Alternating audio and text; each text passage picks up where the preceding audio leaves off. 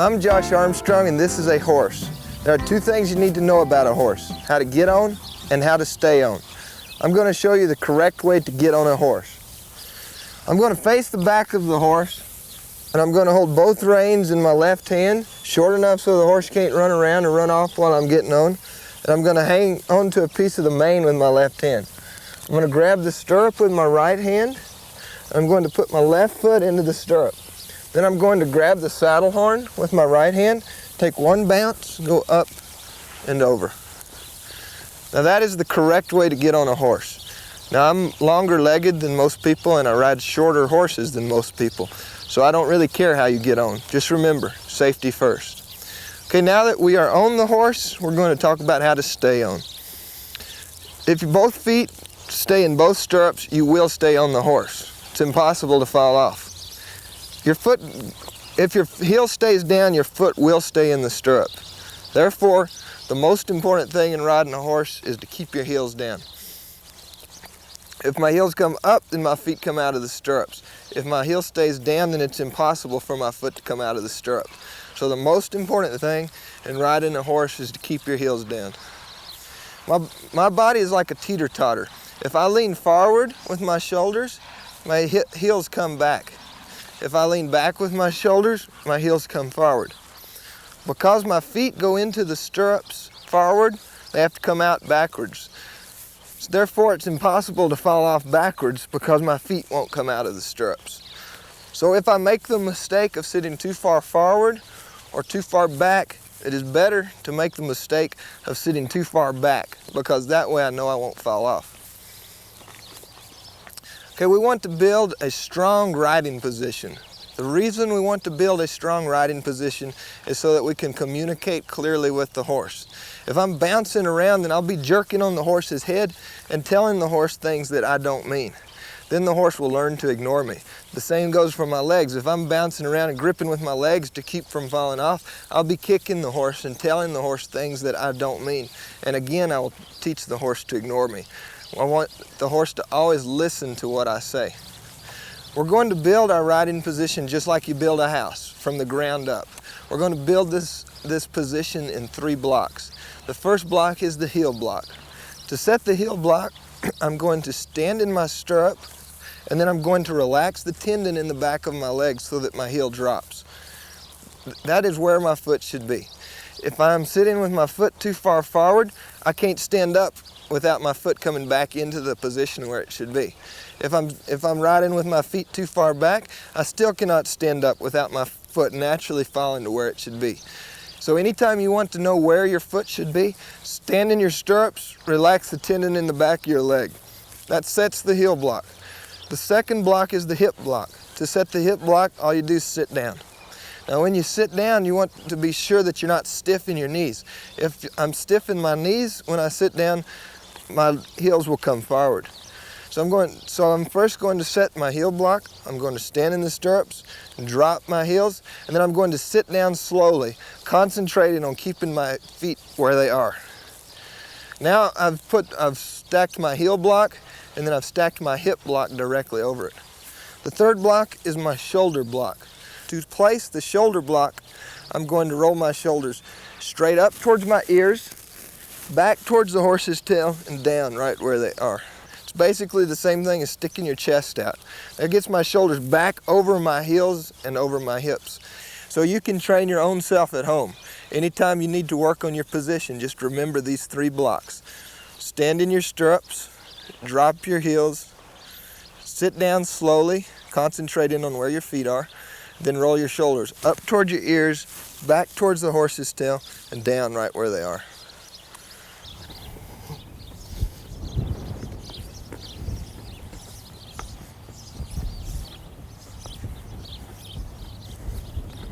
Nothing about riding should be stiff or tense. If my backbone is stiff, then I will be bouncing up out of the saddle. As the horse moves, her back is going to be bouncing up and down. Therefore, the saddle is going to be bouncing up and down. Therefore, my rear end is going to be bouncing up and down. I want my rear end to stay right on that saddle, just like a stamp on a letter.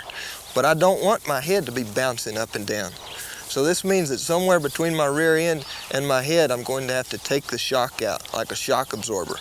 So what this means is that my spine must be soft and round. My spine should not be stiff and rigid. So as the horse moves, my spine is going to be soft and round. It's going to be more convex than concave.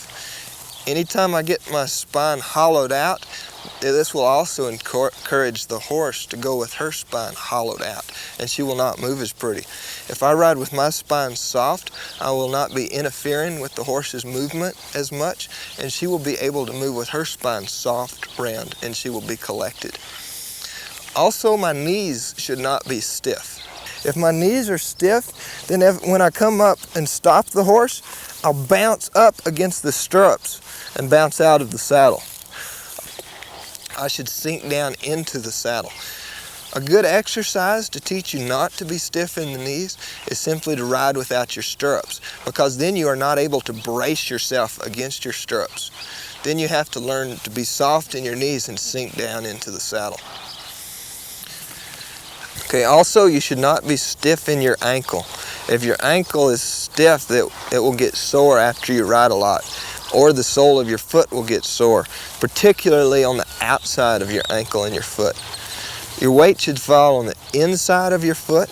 The weight should fall on the ball of your foot. So that's where I ride my foot on the stirrup, with the ball of my foot in the stirrup. Now, if your ankle is relaxed, the weight will naturally fall to the inside of the stirrup, so that you can see the sole of my boot from the side. An exercise that will help your ankle learn to soften and relax is again to ride without stirrups. Now we're going to stretch that ankle joint out. I'm going to point my toes straight down really hard to stretch that ankle joint. Then I'm going to point my toes straight up to stretch it the other way. Then straight in towards the horse as far as I can. Then straight out away from the horse as far as I can.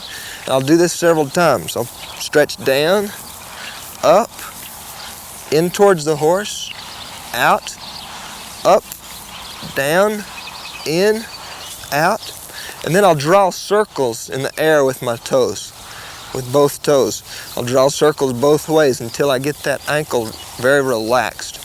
Then when I put my foot back in the stirrup, with the ball of my foot on the stirrup, and stand in the stirrups and drop my heels, the weight will naturally fall to the inside of the stirrup so that you can see the sole of my boot from the side.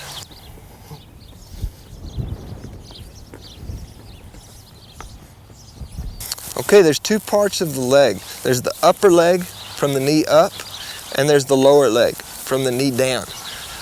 The upper leg from the knee up is the seat belt. That is what keeps you on. What that means is that your upper thigh and knee should never come off the saddle. There should never be air between your knee and the saddle. This is why we want the weight on the inside of our foot. If my weight falls to the outside of my foot, this brings my knees off of the saddle, takes my seat belt off, then I'm liable to fall off. If I put the weight on the inside of my feet, that naturally pushes my thighs in flat against the horse. Now my seat belt is secure so I can stay on the horse. So this is why we want the weight on the inside of the feet. This will also leave your knees facing straight forward, not out. Your knees should be like headlights facing straight down the road. They should not be shining out into the ditches.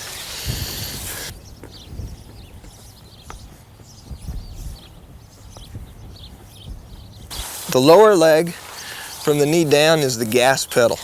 When I leg the horse, I do not want to come up with my heel because that brings my knee off the saddle. Instead, I want to close the whole leg. If this were my leg, this being the knee and this the spur, I want to always leave my spur facing down. If my spur comes up, that brings my knee off the saddle. Instead, I want to leave the spur pointing at the ground and close the whole leg against the horse. So I'm not going to spur with my heel. Instead, I'm going to close my leg when I ask the horse to go.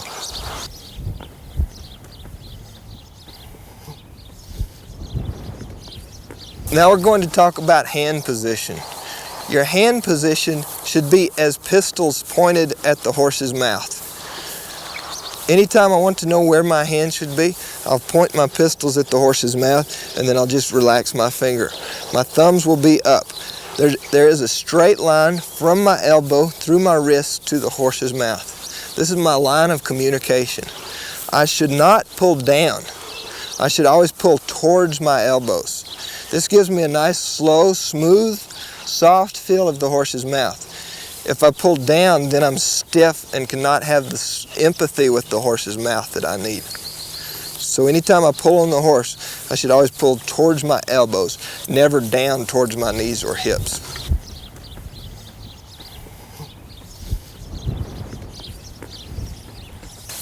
When you ride a horse, you should always look where you're going.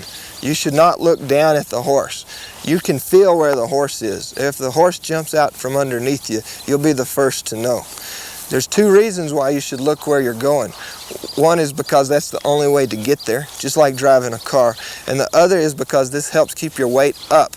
Rather than, if you look down, that tends to point your shoulders down and put your weight onto the horse's front end. By looking where you're going, you're able to sit back and keep more weight on the horse's hip so that the horse can be more collected when she moves.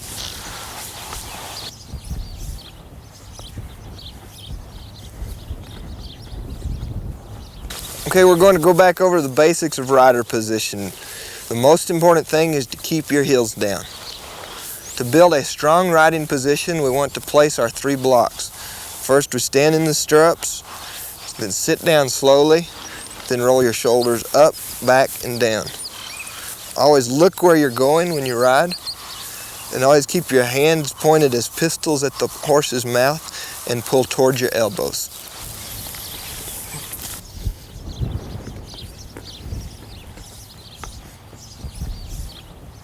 Horsemanship is the relationship of horse and man. The first thing we have to understand about this relationship is that the horse is bigger, much bigger.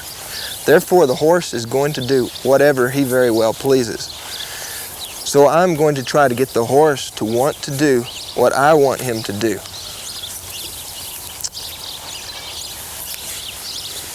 In this relationship of horse and man, we have to think about what the horse wants from the relationship and what the man wants from the relationship.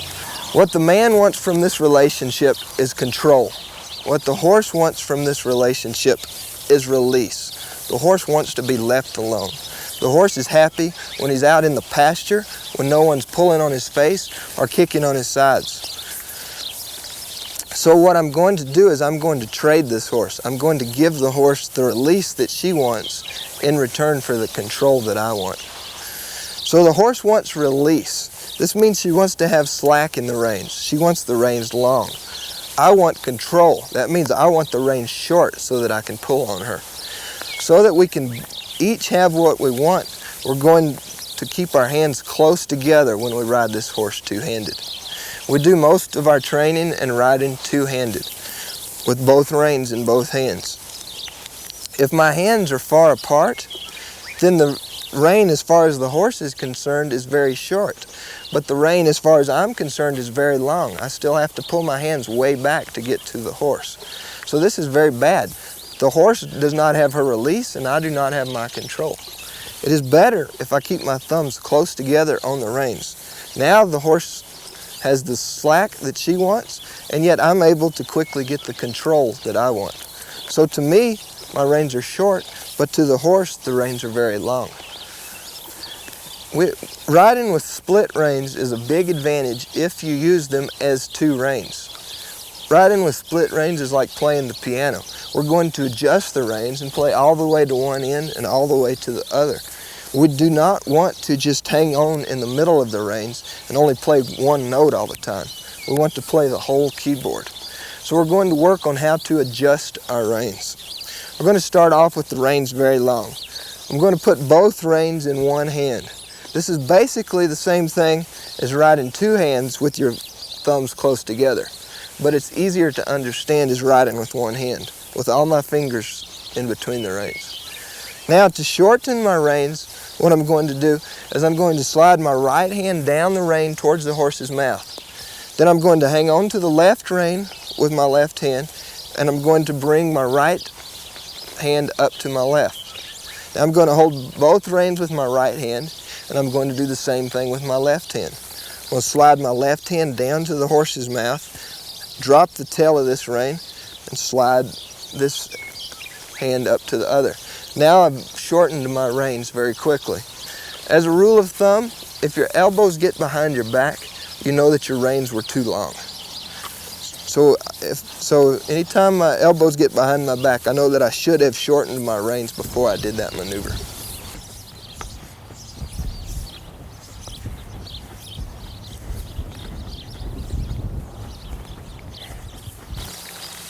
The horse will do what I have prepared him to do.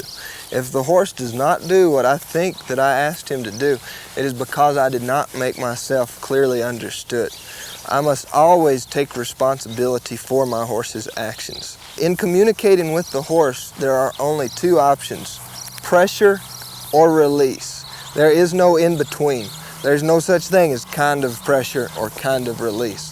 The horse, we want to keep it very clear, black and white. Pressure, release. We all have to deal with everything that we are exposed to. The horse is the same way.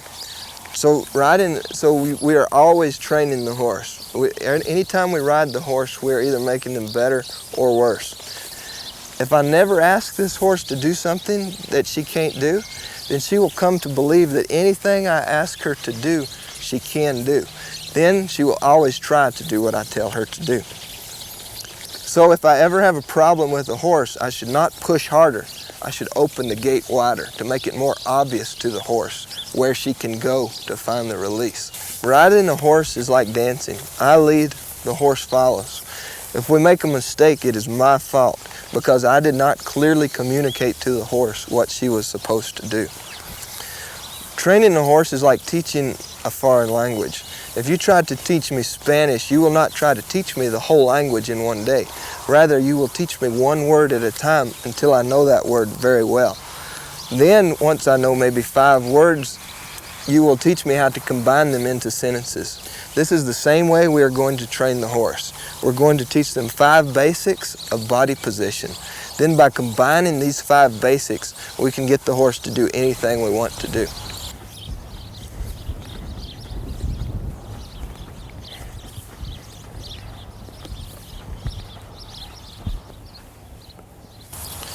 Okay, there's 5 basics of body position.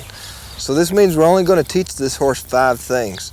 Then anything else we do is going to be just a combination of these 5 basics. Anytime we have a problem with the horse, it will be because one of these 5 basics is not as well understood as we thought it was.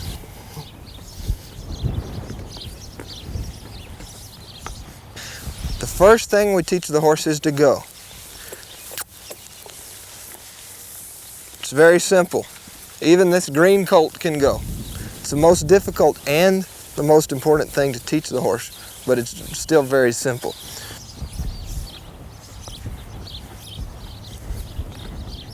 Okay, the second thing I teach a horse is to back up.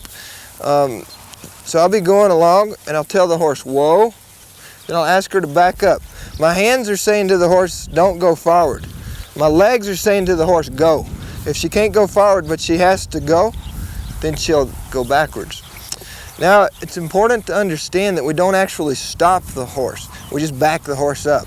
The reason for this is because when the horse goes forward, the horse carries maybe 70% of the weight on its front end and it pushes with the rear end.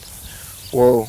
When the horse backs up, the horse leans back onto the rear end and pushes back with the front end. We want the horse to learn to use the back brakes. When you stop your car suddenly at a red light, if you stop hard, everything slides off the seat because your car stops on its front end. The horse is the same way. The horse stops down on its front end, then it backs up on its rear end. We want the horse to learn to use the back brakes. So rather than stopping the horse and then backing them up, we just put them in reverse so they never have a chance to get down on that front end. We want them to back up onto the rear end. This is a 4-door horse, just like a 4-door car. She has a front door, a back door, and 2 side doors. So to ask her to go, I close the side doors, and she naturally goes forward. To ask her to back, I close the front door, and I close the side doors. The only place she then has to go to escape the pressure to find her release is backwards. Anytime she does not want to back up, I never pull harder. I press the gas pedal. Just like driving a car. If you want your car to back up more, you don't pull on the steering wheel. You don't pull on the gear shift, you press the gas pedal. So my hand tells her don't go forward, my leg tells her to go. So the only option then is to back. Okay, anytime before I do something with a horse, I say something. So if I were to blindfold this mare and run her at the fence, and if I did not say whoa, that would be cruel. She'd hit the fence and knock herself out. Now, if right before I get to the fence, I holler whoa, then it's her choice. She can stop or she can hit the fence. So I'm going to ride her the same way. Before she gets to the fence, I'm going to tell her whoa. Okay, now it was her fault. She hit the bit. The bit did not hit her. So she decided that she wanted to have the pressure on her head. The horse learns by pressure and release. For example, if I want her to go, I ask her to go with my leg. When she goes, she said yes. So I quit kicking her. She gave to the release. There was a pressure and a release. She did not go because I kicked her. She went because she knew that I would quit kicking her. So I thanked her for doing the right thing. Same way when I stop her, I'm going to tell her whoa, and then I'm going to back her up. She does not back up because I pull or kick on her. She backs up because she knows that I will quit. So I thanked her. So the horse learns that whatever she is doing, when I say thank you by letting go, is the right thing to do. Therefore, it is wrong to stop the horse and thank the horse for stopping before backing. This is wrong. If I say, whoa, stop the horse, and then back the horse, I thanked the horse for stopping on her front end. So basically, there is no such thing as a stop. There's only forwards and backwards. Since there is no such thing as a stop, I cannot thank her for stopping. I can only thank her for backing. So now I will show you the correct way. Whoa. And I have not let go of her yet, so I have not thanked her. I do not thank her until she has backed up.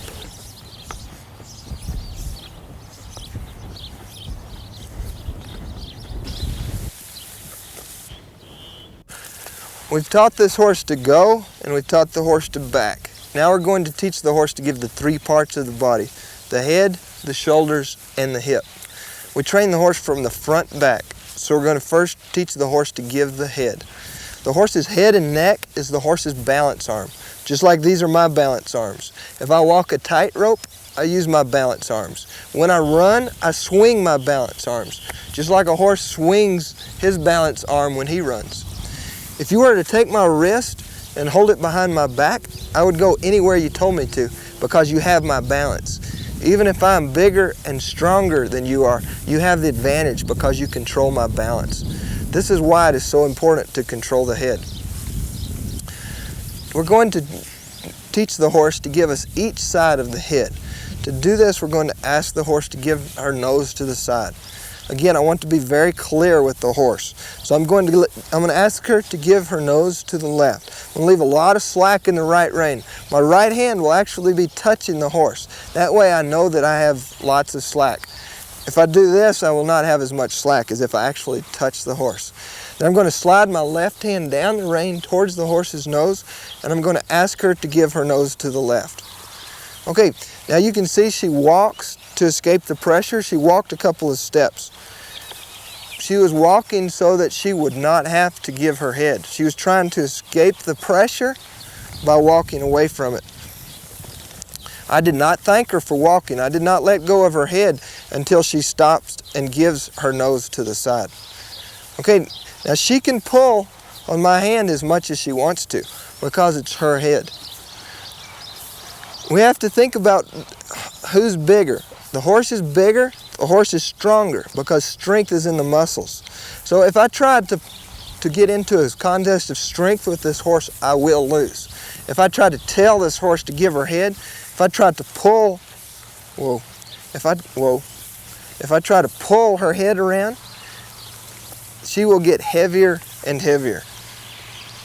I am not stronger than the horse, but I am tougher than the horse because toughness is in the mind. So I'm not going to play a game of strength like an arm wrestle with this horse or a tug of war. Instead, I'm going to play a game of mental toughness, like a staring contest. I'm going to ask her to give by putting a pressure on the rein, and I'm going to wait for her to come to me. Someone will blink. Someone will let go. I know that I can sit here longer than she can. When she lets go, she will have said yes. I'm asking her to give her head. When she says yes, I will say thank you by letting go. So there's a pressure and a release. She does not give her head because I pull on her. She gives her head because she knows that I will quit pulling on her. So she does not give to the pressure, she gives to the release. So it does not matter how hard I pull on her. It matters when I quit pulling on her. This horse will learn to give to the heaviest cue that I give her. If every time I ask her to give, if I pull on her hard like that, she will learn that it takes that much pressure to get her to give. If every time I ask her to give her head, I touch her lightly like this, she will learn to give to that. The horse will learn to give to the heaviest cue you give them.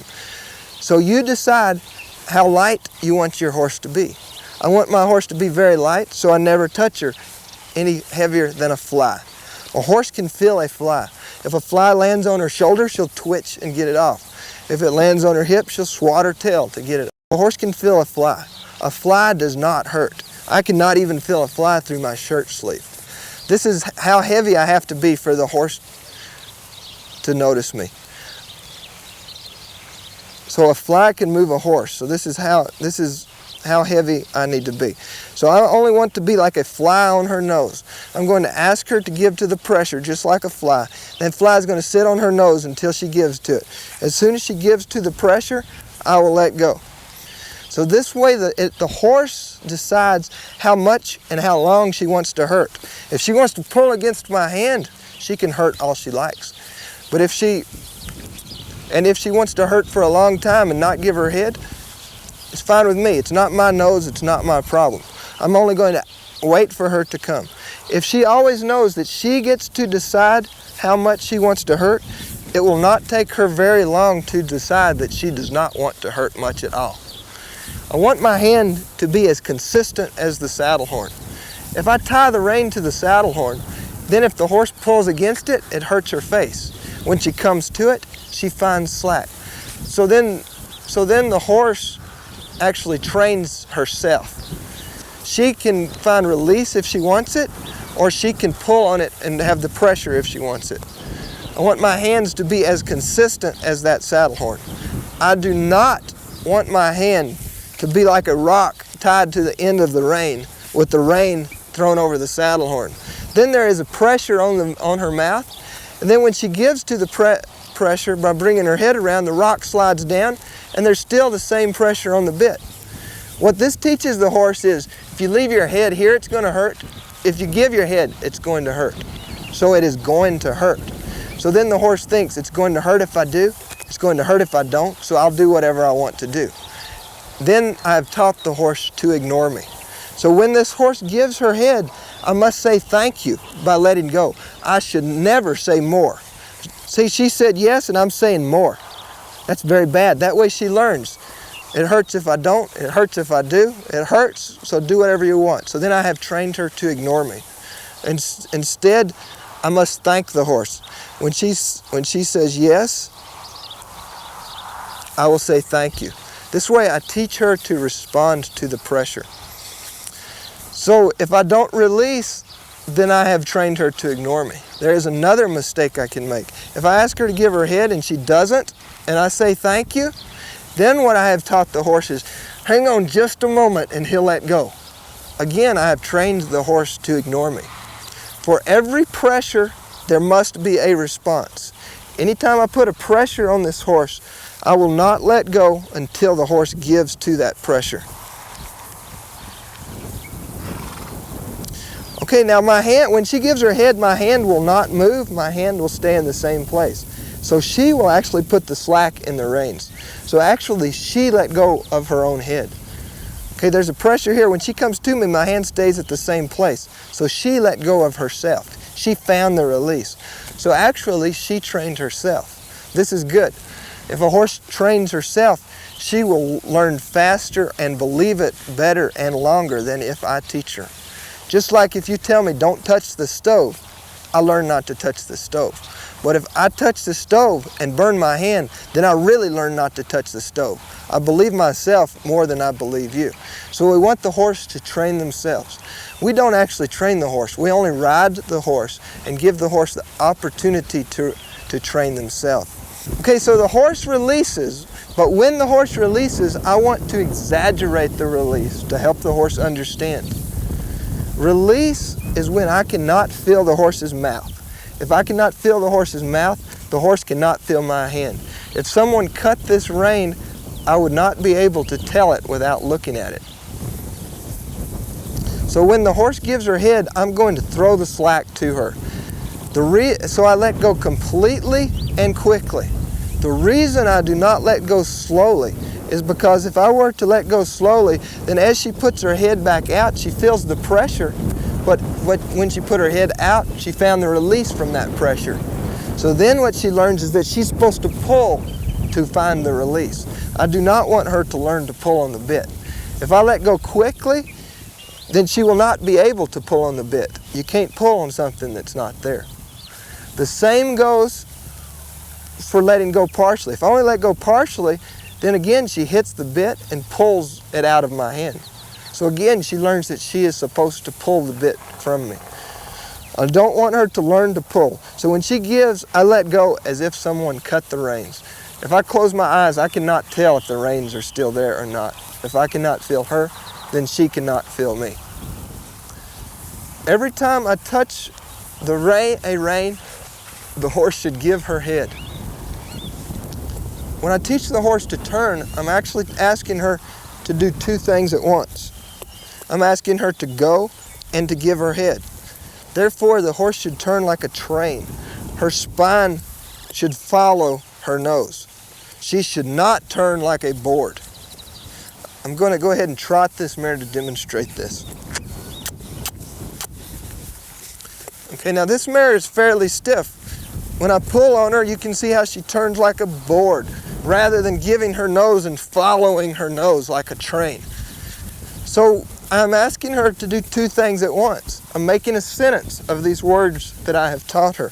I'm asking her to go, and I'm asking her to give her head. She's obviously doing the one, she's going, but she's not giving the head. Okay, so then I'm going to thank her for going by taking my foot off the gas pedal and letting her stop. But I'm not going to thank her for giving the head until she does give the head. I want her to learn that anytime I touch the rein, she should give her head. So what I'm going to do now with this green colt is I'm going to tell her, whoa. I'm going to ask her to back. Now I'm going to take both legs off of the gas pedal and I'm going to drop the left rein, but I'm not going to thank her for giving the head until she gives it. Standing still, asking the horse to give their head to both sides is a very good exercise to teach the horse to give their head, and it's an even better exercise to teach the rider to have responsive hands. The reason for this is because you don't have to worry where the horse is going or what the horse is doing. You only have to concentrate on one thing. This teaches your hands to always require a response for every pressure. Then later, as you ride in more complex maneuvers, your hands will remember that. So we're taking the information from your head and putting it into your hands. When it gets into your hands, then it becomes a habit like breathing. Then you will not have to think about that, and you can think about the next priority. If the horse learns to give to pressure, then we will take the resistance out of the horse. When we take the resistance out of the horse's head will be relaxed and will hang wherever it is best for this horse's head to hang. So we are not training the horse where to put their head. We're only teaching the horse to give to pressure.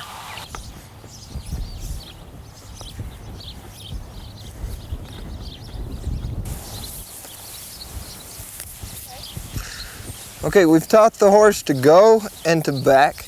We've taught the horse to give the head. We train the horse from the front and back, so now we're going to teach the horse to give the shoulder.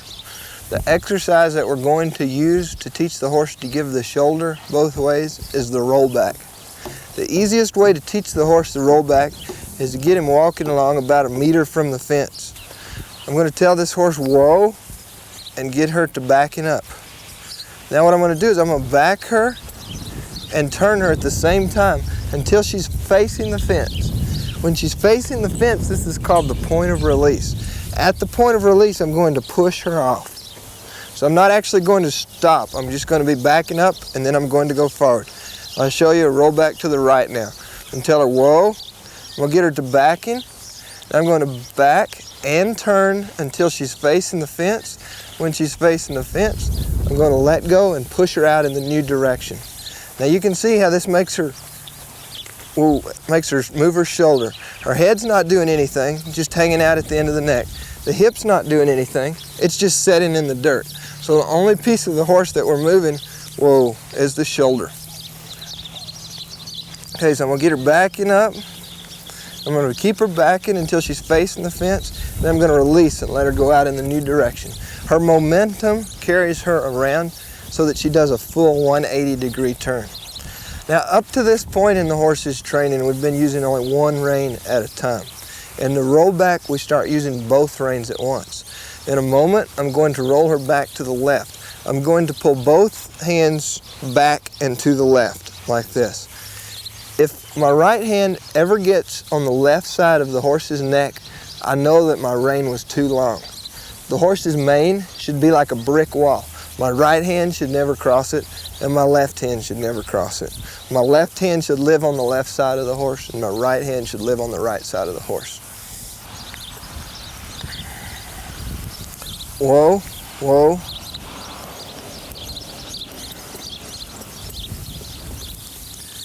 Okay, now once the horse learns to roll back a little bit, I'll do them without the fence. I'll just imagine an imaginary fence and let my hand tell them not to go forward. The fence helps give the horse a visual aid in the beginning and also helps the rider learn their position. Okay, so now I'm going to do it without the fence. Whoa. I'm going to get her to backing halfway around, then I'm going to release and let her walk out in the new direction. Okay, now remember, this is a 4-door horse. She has a front door, a back door, and 2 side doors. To get her to roll back to the right, I'm going to close all the doors except for the right door. I'm going to walk her up here. I'm going to close the front door with my hands. I'm going to close the left door with my leg, and then I'm going to push her around. You should always leave a horse somewhere to go. They always have to have a place where they can go to find release. If you don't leave a horse somewhere to go, they'll go crazy and start rearing up. So I'm going to open the right door by pushing my leg way out away from the horse. This makes it very obvious to the horse that there is no pressure there, and this is where she can escape to. So I'm going to get her backing up. I've closed my left leg, and I have my right leg open. When she's gone halfway, then I'll push her out in the new direction. You can tell this is a green horse. Now I'm going to ask her to roll back to the left. I'm going to open my left leg, close my right leg, tell her whoa, back her halfway around, and walk out in the new direction. So I only use one leg. Whoa. If I were to have to use my right leg to push her out of this right rollback, then I would know that I let go of her too late. Should always let go of her at that point of release, halfway through the rollback. Whoa. Now this is a very basic maneuver. It's very easy for the horse to understand, but we are controlling the horse's shoulder. The shoulder is the central and heaviest part of the horse, and therefore the most important. Whatever the shoulder does, the horse will do. So this is the most important exercise we can teach a horse.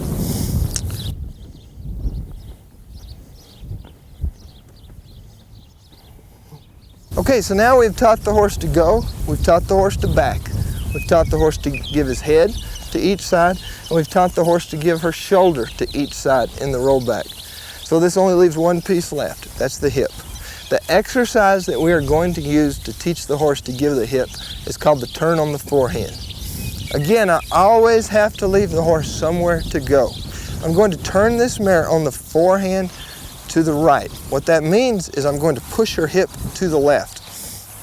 So I have to leave one door open. So I'm going to open this left door to make it very clear to the horse that she can move to the left. Now I'm going to move my right leg back so that she knows that I want her to move her hip and not her shoulder.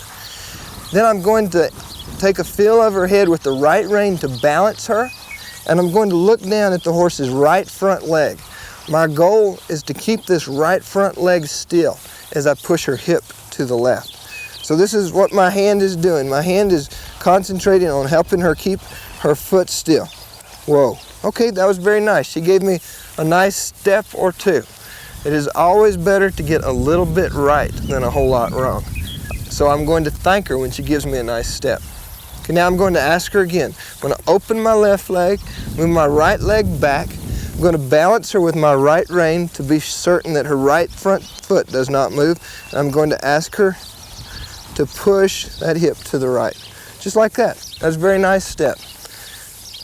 I teach this horse one step at a time.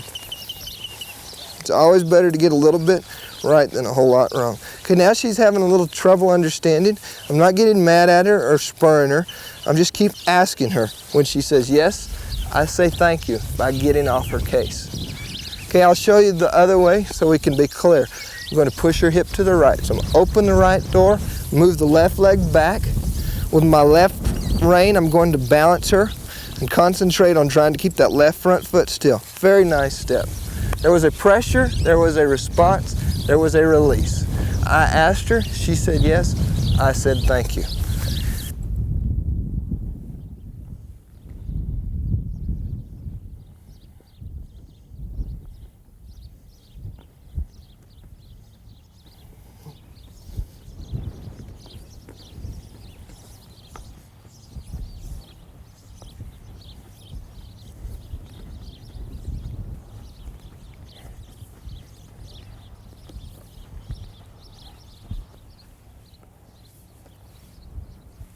Now we've taught the horse the 5 basics. We've taught the horse to go, we've taught the horse to back, and we've taught the horse to give the 3 parts of her body, the head, the shoulder, and the hip. We taught the horse to give the head when we took her head to each side. We taught the horse to give the shoulder and the rollback, and we've taught the horse to turn on the forehand, which is to give the hip. This is all we will ever teach a horse. Anything that we ask a horse to do will be a combination of these 5 basics. For example, I'm going to teach this mare to side pass. Again, I'm going to use the fence to make it very clear to the horse. The fence is obvious and consistent. She understands now that she cannot go forward. So I've closed the front door. Now I'm going to close the left door by pushing her with my leg. My hands are going to balance her to ask her to stay straight, and I'm going to ask her to move sideways. So what I'm basically doing is asking her to give her shoulder and her hip at the same time. So I'm starting to combine these basics. Now this is very nice. For such a green horse, this is excellent. That was very good. Most horses will not do quite that good at first, but this is a very trainable mare. Now I'm going to go ahead and ask her to go the other way. Since she's doing so well, maybe I'll try her without the fence a little bit. Now I'm going to ask this mare to side pass to the left without the fence. My hand will act as the fence. So my hand is telling the horse you cannot go forward. I'm going to open my left leg so that it's very obvious to the horse that she can go to the left, that there is no pressure to the left. I'm going to close my right leg and ask her to move her shoulder and her hip to the left at the same time. Now there she moved her hip, now she moved her shoulder a little bit. Again, I'm not getting mad at her or telling her, I'm just keep asking her, like a fly. I'm bothering her, I'm not hurting her. When she goes, then I quit bothering her. Okay, that's very, very good for the horse at this stage. Again, we always ask the horse for something they can do. This gives them confidence. I should never ask her for something she can't do. It's always better to get a little bit right than a whole lot wrong. If I can teach this horse to do a little bit today and a little bit tomorrow, over a few days I can get her to do a whole lot.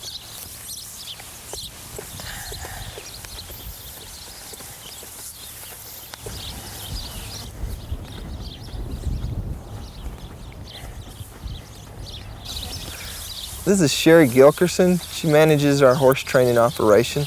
The horses that she trains and shows, and her students, do a lot of winning. She's shown successfully in barrel racing. She's trained pleasure futurity winners. She's shown Western riding and shown lots of winning reining horses. Now we're going to combine these basics some more. We're going to ask this mare to side pass and go forward at the same time. See how Sherri is keeping her saddle facing straight down the road, and yet the horse is moving across the road. Okay, now there's 3 ways a horse can cross a road. They can cross the road head first. You can see here, it's very obvious this mare's head gets across the road first. You can cross the road shoulder first. And you can cross the road hip first. Now obviously this is the most difficult, but you can see here, very obvious how this horse's hip will get across the road first.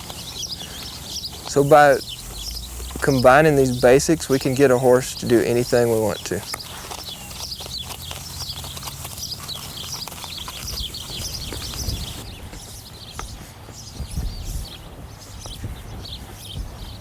Okay, there's 2 ways we can pull on a horse. If we pull out, we get turn. If we pull up, we get bend. Now there you can see Sherri was pulling up towards her, she was pulling her inside hand towards her outside shoulder. Got a lot of bend. Now she's pulling out. You can see she's getting more turn from the horse. The horse's body is basically straight, so the horse is really turning. Now she's pulling the inside hand towards the outside shoulder. Now she's getting more bend from the horse.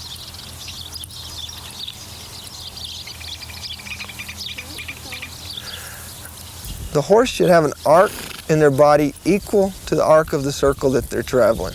That is to say, if you were to chalk the circle out on the ground that this horse is traveling, the horse's nose should pass directly over the chalk, the horse's wither should pass directly over the chalk, and the horse's tail should pass directly over the chalk.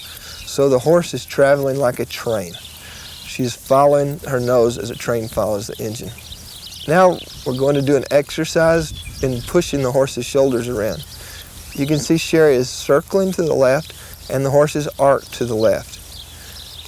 Now she is going to maintain the left arc in the horse, but she is going to circle the horse to the right. You can see how the inside rein is always shorter. In this case, the left rein is shorter. The horse is still arced to the left, but it's now circling to the right. After the horse has made a nice circle, she will let the horse follow her nose back onto the original circle, just like a train follows the engine. It's important to notice the mare is not going sideways and the mare is not going straight. Her shoulder is circling. This is more difficult than going sideways or straight, but it's very important in the training of the horse. Now there's 8 different combinations of this reverse arc exercise that we can do. We can change direction without changing arc, and we can change arc without changing direction. Here Sherri has the horse arc to the right and she's circling to the right. Now she's maintaining her circle to the right, but she's making the mare arc to the left. So she's pushed her shoulder into the circle. This is a very important exercise in preparation for a spin and for a lead change, as well as other maneuvers. Now in a moment, she'll let the mare go back to her original arc. And this way we get into the corners of the horse's mouth.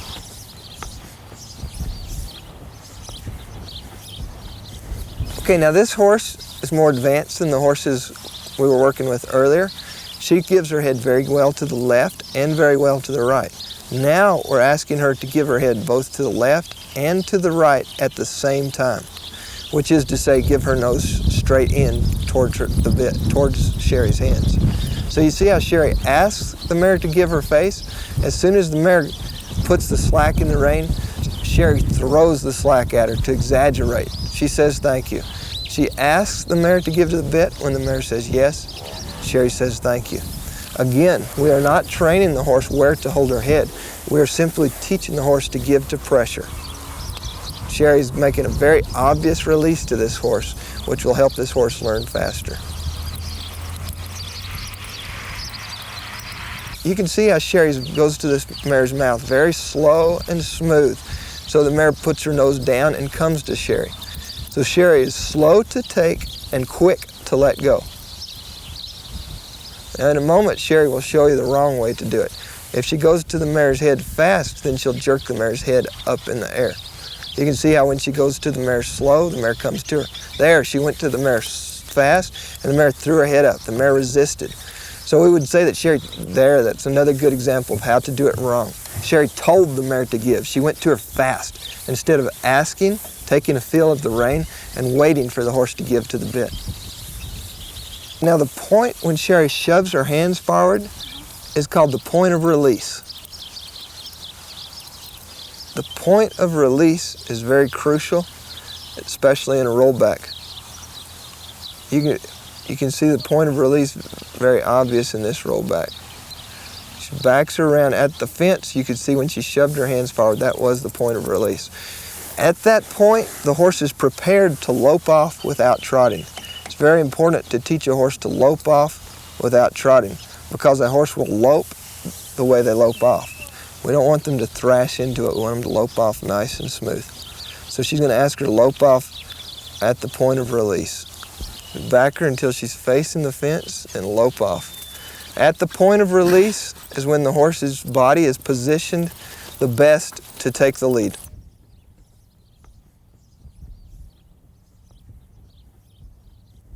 Okay, there's 3 stages in teaching a horse to make a nice lead departure. The first stage was the rollback. This helps the horse understand how easy it is to pick up the lead. First, we create a right arc by walking a small circle to the right. Now we're going to maintain the right arc and exaggerate it by circling to the left. Now the horse has recreated the body position that is found at the point of release in a right rollback. So the horse is in a position to pick up a right lead without trotting. So then Sherri will push her hands towards the horse's mouth and ask her to lope off, all in one step. Now we're going to recreate the body position that we find at the point of release, but we're going to do it in a straight line. She's asking the mare to give her head, then as she releases, she asks the mare to lope. It is important to understand that she does not release and then lope, and she does not lope and then release. She does it in one motion. Okay, we're asking this mare to give her head, which is to say we're asking her to collect her body, which is to say that the distance from her nose to the tail is shorter. So we've compressed her up like a spring, and then we release her. So this way she springs into that lope without trotting. We compress her up like a spring, and then as we release, we ask her to burst into that lope. You can see there she compressed her and then released her.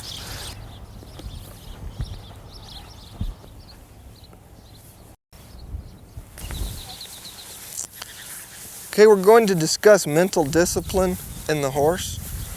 This horse should listen. She should not think. She should be like a car. The car does not think about going right or left unless I turn her. This horse should be the same way.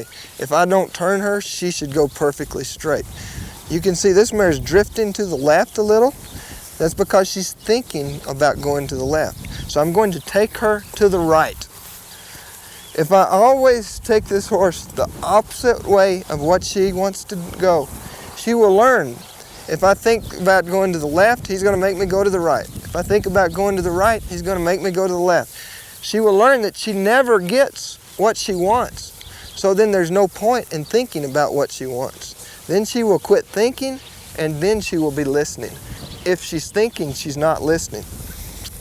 Okay, now, so the exercise I'm going to do to help to build this straightness in the horse is I'm going to turn her. I'm going to do lots of changes of direction.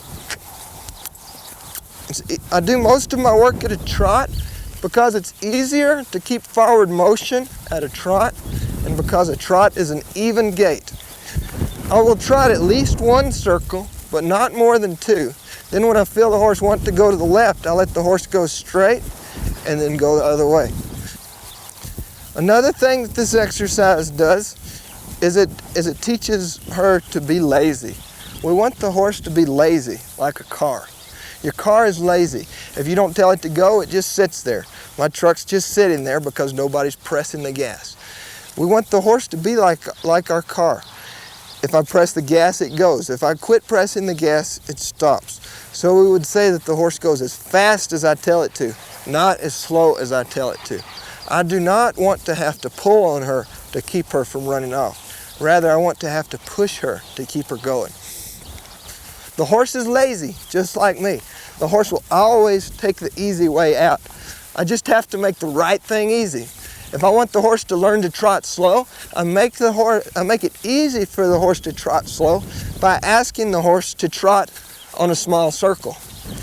Anytime the horse gets going fast, rather than slowing her down, I will just put her on a small circle. That way it's her decision. Remember, if she trains herself, she will learn it better and believe it longer than if I train her to slow down. At the point of release is when the horse is the most prepared to do anything. Anytime before I do something, I say something. That way the horse has the option of responding to the vocal cue and not needing to have their mouth pulled on. Now if the horse is naturally lazy, all I have to do to make the horse quit going is to quit pushing. So I'm going to work this mare on her lope to walk transition. I'm going to ask her to lope. I'm going to take a feel of her head.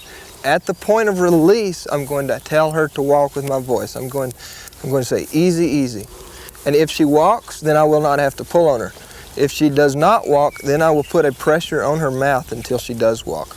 At the point of release, I'll ask her to walk. Easy, easy. Okay, she knew that she could walk or she could get her mouth pulled on. She chose to walk because she does not want to have her mouth pulled on. Okay, now the stop will be the same thing. I'll lope her. At the point of release is when she is the most supple and the most prepared to do anything well. So at the point of release, as I push my hands forward, I will tell her, whoa. Now she has the option. She can take a step back or else I will pull on her. Okay, I'm taking a feel of the bit. There's the point of release. There's the point of release. Next time at the point of release, I'll tell her, whoa. Whoa. Okay, she stopped pretty good, but I still back her up a little bit to reinforce that she should stop hard. Okay, I want to talk a little bit about collecting the horse. I want to be very clear that when I take a feel of the bit to ask her to give her head, I'm not pulling her head back to me. Rather, I'm taking a feel of the bit. My hand is like a fence. Then with my leg, I'm pushing her into the bit. So I'm pushing her forward, not pulling her back. Remember, forward motion is the most important thing we teach a horse. A good exercise to practice pushing her into the bit is to practice from a standstill on slack, and then to ask her to give her head and to go forward at the same time. This makes it very clear to both the horse and the rider that you are pushing the horse into the bridle. You are not pulling the horse back. We want the horse to go forward into the bridle. Okay, collection is when a horse is carrying more weight on their rear end. When a horse is collected, the distance from their tail to their nose is shorter. The opposite is being strung out when they're very long from their tail to their nose. If this were the horse, this being the horse's head, this the withers and this the tail, we're not pulling the horse's head up. Rather, we're holding the horse's head just like a fence is there, and we're pushing the horse forward with our legs. So we push the horse into the fence. Since the ground is there, the horse cannot fold up this way. So the horse has to fold this way and round their spine. Since the head is not touching the ground, we know that it is not carrying the weight. Now the shoulder is up, so we know that the shoulder's not carrying the weight. The hip is the part that's down, so then we know that the weight is on the hip. So by pushing the horse into the bridle, we've caused the horse to ram their spine and be collected. The distance from the tail to the nose is short, the weight is in the rear end. The horse must be collected to perform nicely. So, everything we teach a horse is a combination of the 5 basics.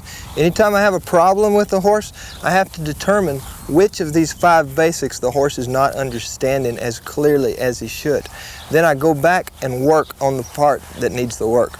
I appreciate the opportunity to share these basics with you, and I hope that I've been able to help you communicate more clearly with your horse.